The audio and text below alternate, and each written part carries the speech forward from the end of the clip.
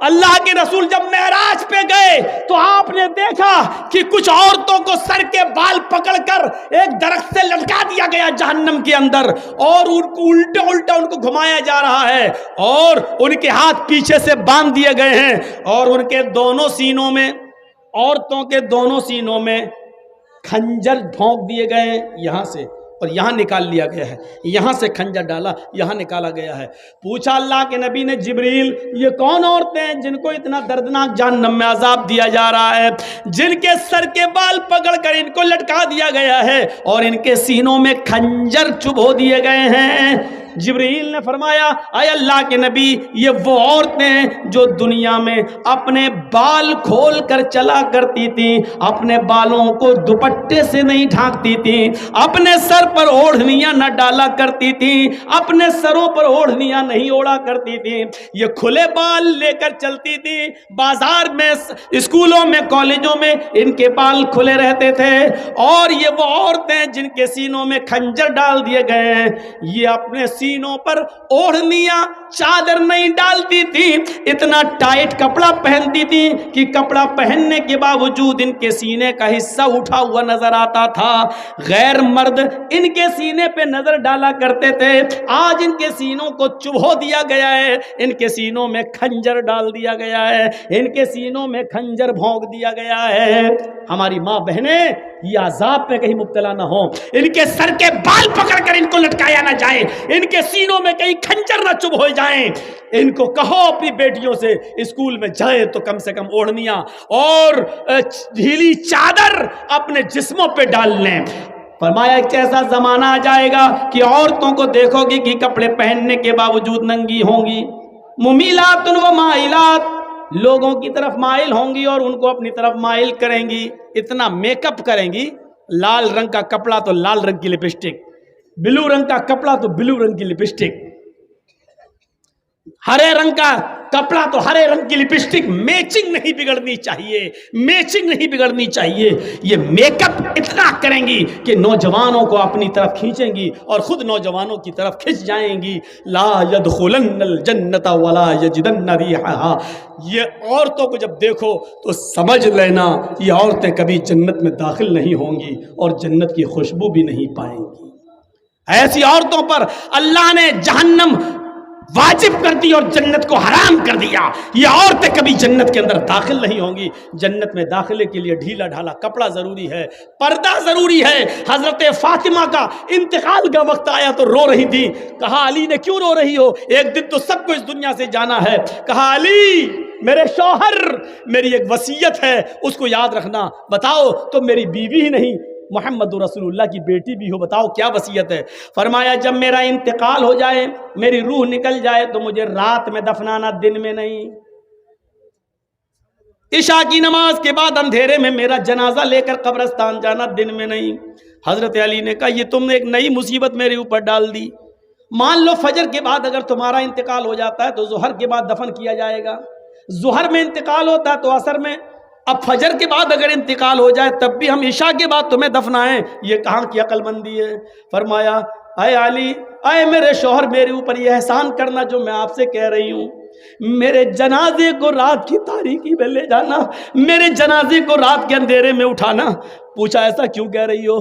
کہتی ہے کہ میں ایسا اس لیے کہہ رہی ہوں کیونکہ میں یہ نہیں چاہتی کہ میرے مردہ جسم پر پڑے ہوئے کفن پر بھی کسی غیر مرد کی نظر پڑے، میرے مردہ جسم پر پڑے ہوئے کفن پر بھی کسی غیر مرد کی نظر پڑے۔ میں چاہتی ہوں کہ میرا جنازہ جب اٹھے تو میرے کفن کو بھی کوئی نہ دیکھے، میری شکل صورت تو بہت دور کی بات ہے۔ حضرت فاطمہ کی یہ نصیحت تھپڑ مار رہی ہے آج ہماری بیٹیوں اور ہماری بیویوں کے منہ پر، ہماری عورتوں کے منہ پر۔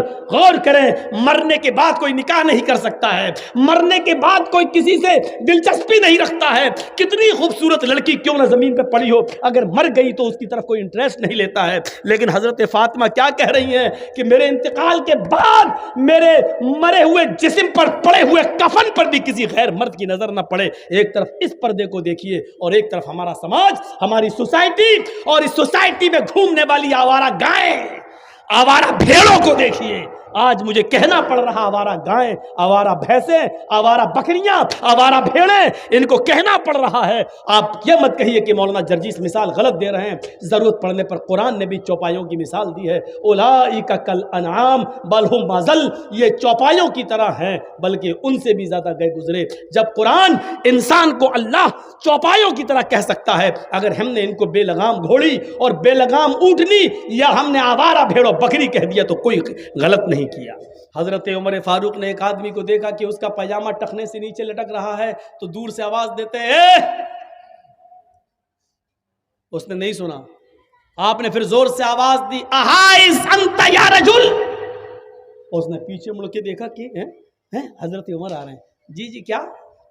احائز انت، عربی کے جملے دیکھیے، حضرت عمر نے کیا کہا؟ احائز انت، کیا تجھے مہینہ آ رہا ہے؟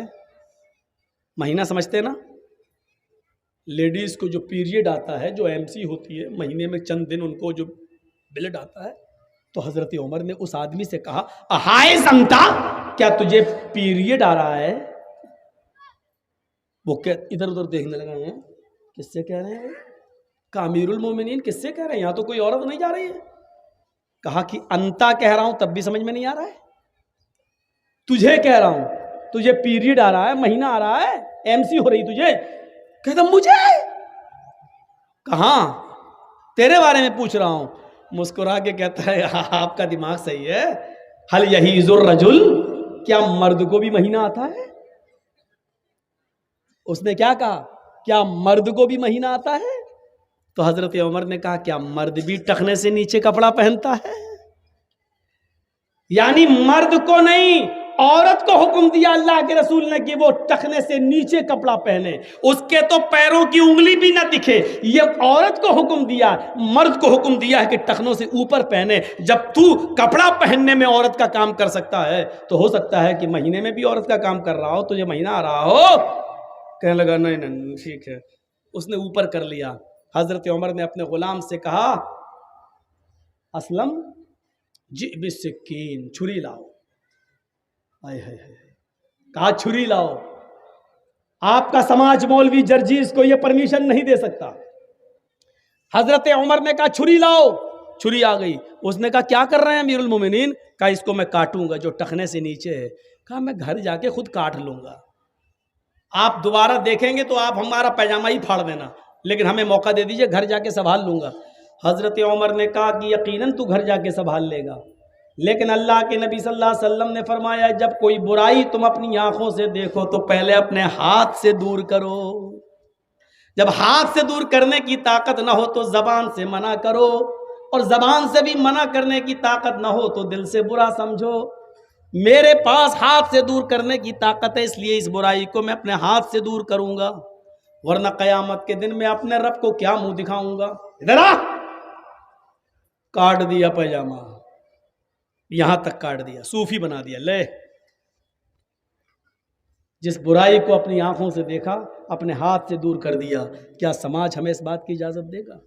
سماج جلسے کی اجازت دے گا، اسٹیج بنا دے گا، مولانا صاحب بول لو، جو من میں آئے بول دو، یہاں کوئی کچھ نہیں کہے گا، لیکن صرف اسی 1.5 گھنٹے اور 2 گھنٹے تک آپ کی ہم سن لیں گے، اس کے بعد نہیں سنیں گے۔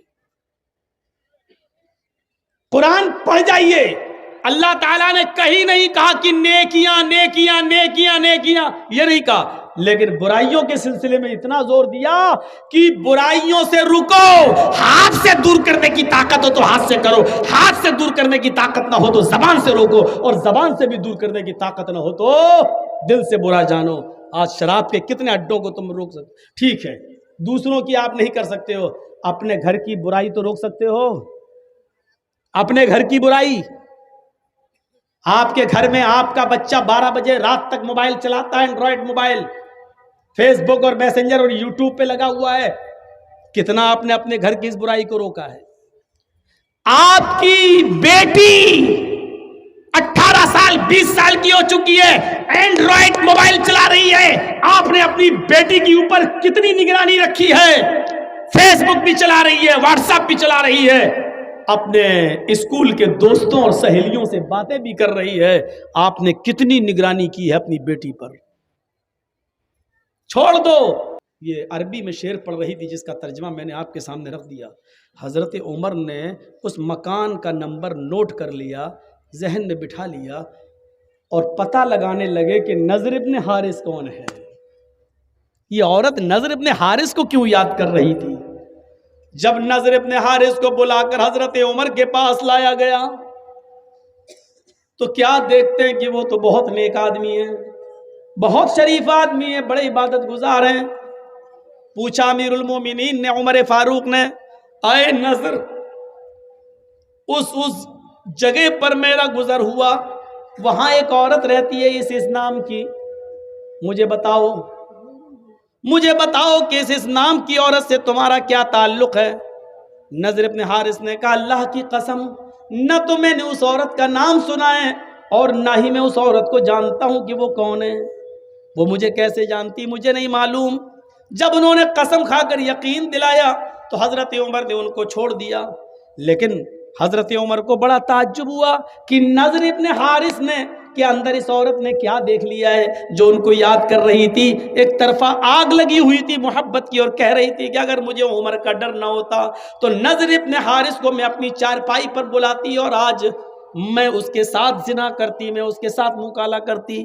اب حضرت عمر نے اس عورت کو بلوایا. جب وہ عورت آئی تو اس سے پوچھا, اے عورت,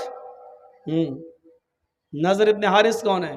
پہلے تو وہ آناکانی کرنے لگی, کون نظر, نہیں میں نہیں جانتی. حضرت عمر نے اپنے خادم سے کہا, کوڑا نکالو, یہ ایسے جواب نہیں دے گی.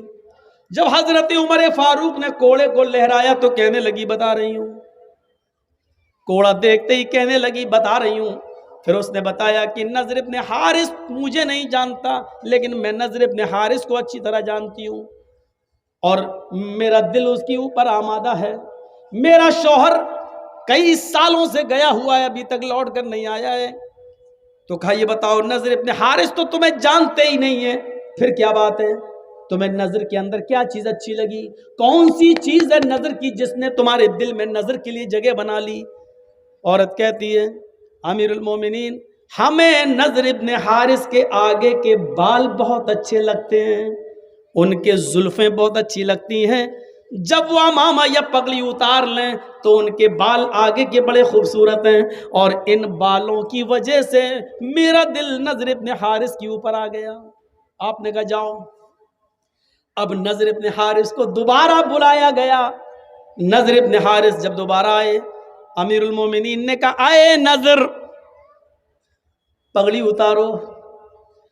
نضر ابن حارث نے جب امامہ اتارا, پگڑی اتاری, تو کیا دیکھتے ہیں کہ ادھر کے آگے کے بال واقعی ان کے بڑے ہوئے ہیں.